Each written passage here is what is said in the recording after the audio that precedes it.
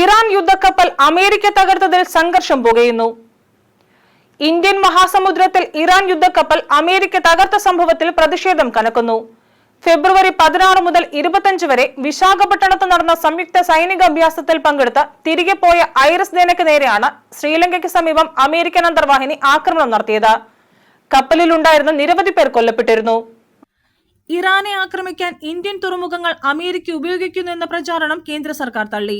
Indian സമുദ്രാതിർത്തിക്ക് പുറത്താണ് ആക്രമണം നടന്നതെന്നും സഹായം തേടിയുള്ള സന്ദേശങ്ങൾ വന്നിരുന്നില്ലെന്നും പറയുന്നു.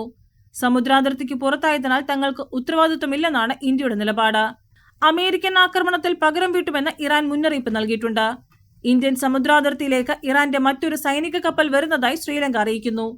കപ്പലിന് നേരെയുണ്ടായ ആക്രമണത്തിൽ കേന്ദ്ര സർക്കാർ വിശദീകരണം നൽകണമെന്ന് കോൺഗ്രസ് ആവശ്യപ്പെടുന്നു. അയൽ രാജ്യങ്ങളിൽ ഇന്ത്യക്ക് സ്വാധീനമില്ല എന്നാണ് രാഹുൽ ഗാന്ധി ചോദിക്കുന്നത്.